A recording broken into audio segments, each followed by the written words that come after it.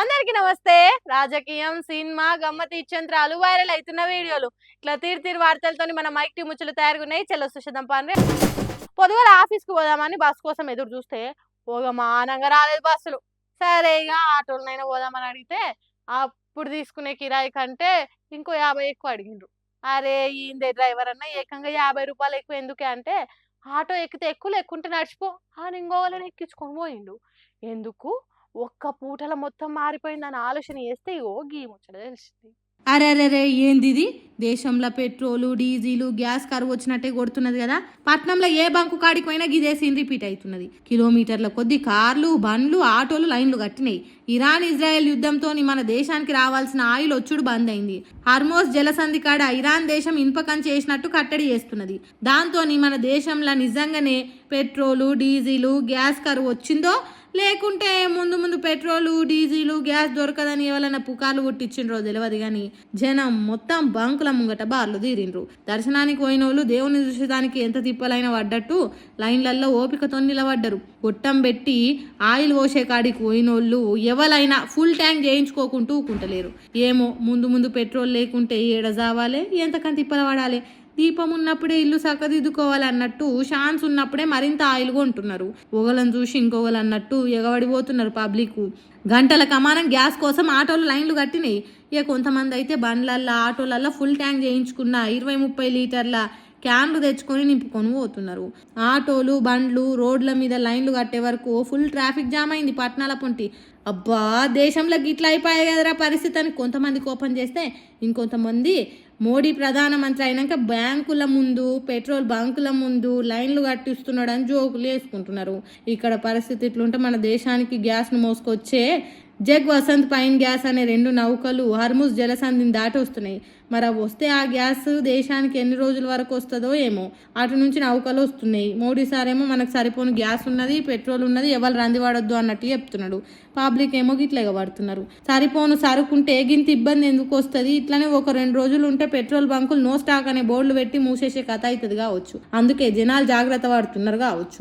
ఏందో ఏమో కానీ వచ్చిరాని యుద్ధాలతోని దునియా దేశాలను ఆగం చేస్తున్నాయి కదా. ఇరాన్ ఇజ్రాయెల్ దేశాలను తిడుతున్నారు. లైన్లల్లో గంటల కొద్ది నిలబడ్డ జనాలు కూడా. దేవుని ముచ్చట్లు, ఒక మతంలో ఉన్న మంచి సంగతులు, పవిత్ర గ్రంథాలలో ఉన్న మంచి చెడ్ల గురించి 4 మాటలు వచ్చిన పండితులు, గురువులు, సిద్ధాతులు, వేదాంతులు చెప్పే ముచ్చట్లనే ప్రవచనాలు అంటారు.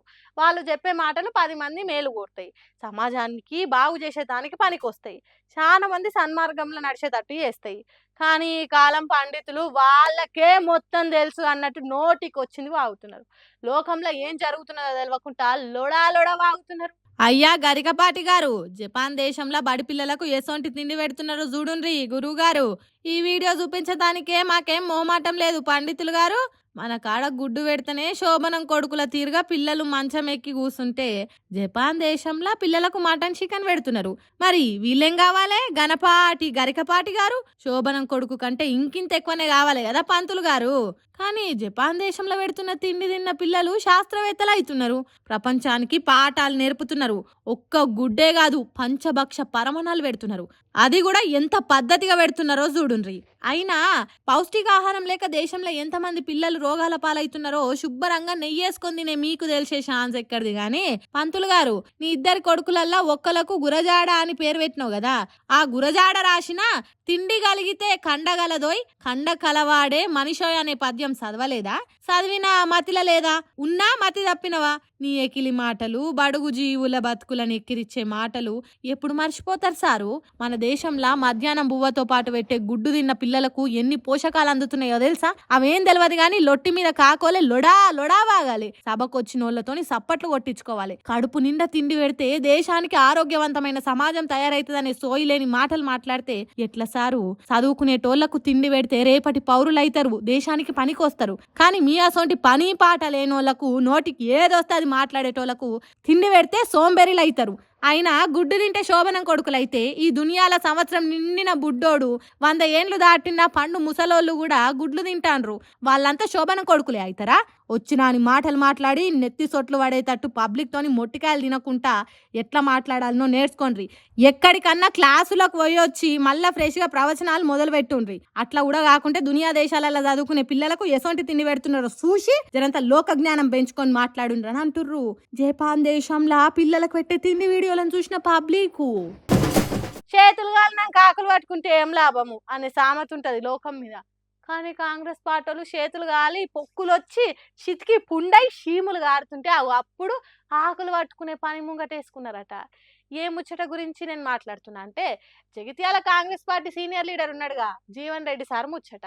63 సీట్లు కాంగ్రెస్ పార్టీ గెలుచుకోవడం, ఆనాడున్న పరిస్థితుల దృష్ట్యా కొన్ని సమీకరణలు జరగడము, వాటి పర్యవసరంగా జీవన్ రెడ్డి గారు ఇబ్బందులకు గురైనారు. ఇంత సుదీర్ఘ అనుభవం ఉండి ఈ వయసులో కొంత బాధపడ్డాడు. కొన్నిసార్లు కొన్ని నిర్ణయాలు రాజకీయంగా తీసుకున్నప్పుడు కొన్ని ఇబ్బందులు వస్తూ ఉంటాయి. దాంట్లో భాగంగానే జీవన్ రెడ్డి గారు కూడా ఇబ్బంది పడ్డారు. రాజీనామా చేయరనే ఆశతో నేను పోతా ఉన్నా. చెరువు దేగి నీళ్లు మొత్తం పోయినాక కట్టేస్తే ఏం లాభం, వేయకుంటే ఏం లాభం? అయిపోయే జీవన్ రెడ్డి సార్ పార్టీ మారుతున్నా అని మనసులో గట్టి నిర్ణయం తీసుకున్నాక ఎంత బతిలాడితే ఏం లాభము, బాతిలాడకుంటే ఏం లాభము అన్నట్టే వేసిండు కాంగ్రెస్ పార్టీ పెద్ద మనిషి మహేష్ కుమార్ గౌడ్ సారు. జీవన్ రెడ్డి సారు ఇంటికి పోయి పార్టీ మారకే జీవన్ రెడ్డి అన్నా నువ్వు సీనియర్ లీడర్వు అట్లెట్లా నిర్ణయం తీసుకుంటావే అన్నట్టు మాట్లాడే ప్రయత్నం చేసిండు కావచ్చు. కానీ జీవన్ రెడ్డి సార్ కాంగ్రెస్ పార్టీ వాళ్ళకు జీవం లేకుండానే వేసిండు. కాంగ్రెస్ పార్టీ కండువా మెడల్ వేయబోతే వద్దదు అని మహేష్ కుమార్ గౌడ్ మెడల్ని వేసేటట్టు వేసిండు. మహేష్ కుమార్ గౌడ్ అక్కడి నుంచి అట్లా పోయిండో లేదో తన ఇంటి మీద ఉన్న కాంగ్రెస్ పార్టీ ఫ్లెక్సీలు, జెండాలు, బ్యానర్లు అన్ని తీసి పారేపిచ్చిండు. మొన్న మనుషులు శ్రీధర్ బాబు, అడ్లూరి లక్ష్మణ్లు వచ్చి బాతిలాడినా బిల్కుల్ మారలే.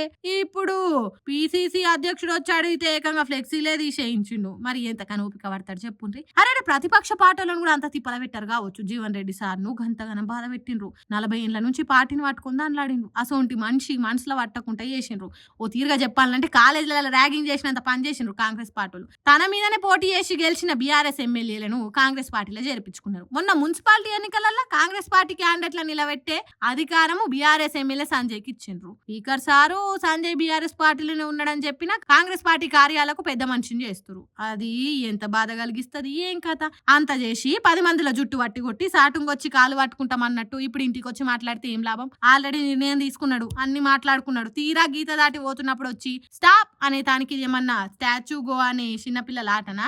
ఏదన్నా ఉంటే ముందే చూడాలి. పొట్టు కొట్టి సారీ అని ఒక్క మాట చెప్తే వాతలు పోతాయా, నొప్పి తగ్గుతుందా? అందుకే పార్టీ మారేతానికి జరిగే మీటింగ్లా ఎసోంటి మార్పు ఉండదు అన్నట్టు చెప్పిండట జీవన్ రెడ్డి సారు.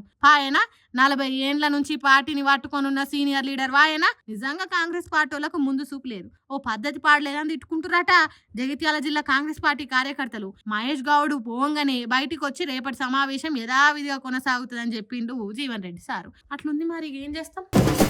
సుప్రీంకోర్టులో ఉండే పెద్ద పెద్ద జడ్జి సార్లకు మస్తు తెలివి ఉంటదట. అందుకే దేశంలో పబ్లిక్ ఎట్లుండాలి, పబ్లిక్ పట్ల సర్కార్ ఎట్లుండాలి అనే దాని మీద, జనం హక్కుల మీద గొప్ప గొప్ప తీర్పులు చెప్పిండ్రు. అట్లాంటిదే ఇప్పుడు తీర్పు ఇచ్చిండ్రు. అదేంటిదో మంచేందో చెడేందో అనేది ఒకసారి అడుచుకుందాం పాండ్రి. ఇప్పటి నుంచి క్రైస్తవ మతంలోకి మారినోళ్లకు ఎస్సీ హక్కులు ఉండయని సుప్రీంకోర్టు ఓ పెద్ద తీర్పు ఇచ్చింది. దీని మీద కొంతమంది మంచి పని చేసింది సుప్రీంకోర్టు, మంచి పని చేసింది అంటుంటే ఇంకొందరు ముక్కిరుస్తున్నారు తీర్పు మీద. రాజ్యాంగంలో రిజర్వేషన్లు, స్పెషల్ హక్కులు కొందరికి ఎందుకు ఇచ్చిండ్రు? దేశంలో అందరు సమానమే కాబట్టి ఎక్కువ తక్కువలు అనేటివి ఉండొద్దు అనే కదా. వెనక వడ్డోళ్లను ముంగటికి తీసుకుపోయేదానికి రిజర్వేషన్లు అనేటివి ఇచ్చిండ్రు అనేది అందరికీ తెలుసు. అయితే మతం మారినంత మాత్రాన అప్పటి వరకు ఉన్న దరిద్రము, అప్పటిదాకున్న చిన్న చూపు పోదు కదా. మతం మారినంత మాత్రాన బతుకులేం మారాయి కదా. వేరే మతంలో చేరినందుకు హాలత్ మారిపోయి గొప్ప గొప్ప మర్యాదలు చేయరు కదా, అందరితో సమానం గారు కదా. మరి అసొంటప్పుడు మతం మారంగానే ఎస్సీలకు అప్పటి వరకు ఉన్న హక్కులు ఎందుకు పోతాయి, ఎట్లా పోతాయి? ఏ మతంలో ఉన్నా ఎన్ని మతాలు మారినా మన దేశంలో కులం పేరుతో చూసే చిన్న చూపు పోదు కదా.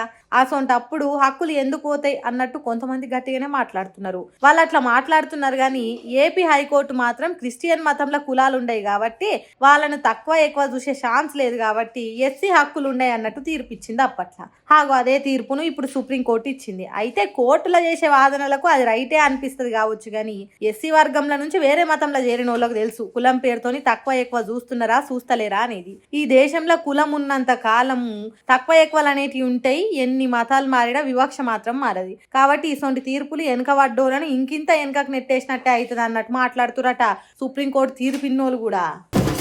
మన రాష్ట్రం తలరాతను మార్చే ముచ్చట్లు చర్చలు ఏమన్నా మాట్లాడుకునే జాగ ఏదన్నా ఉన్నదా అంటే అది మన అసెంబ్లీయే. ఆ అసెంబ్లీకి పోయిన ఎమ్మెల్యేలు మన బతుకులను మార్చే మాటలు ఏమైనా మాట్లాడతారా, లేకుంటే వాళ్ళ కొట్లాటలు వాళ్ళకే సరిపోతాయా అనేది అసెంబ్లీకి పోయిన వాళ్ళకే తెలవాలి. కానీ మంత్రి పొన్నం ప్రభాకర్ సార్ మాత్రం కాసింత ఎక్కువనే కోపం చేసిండు.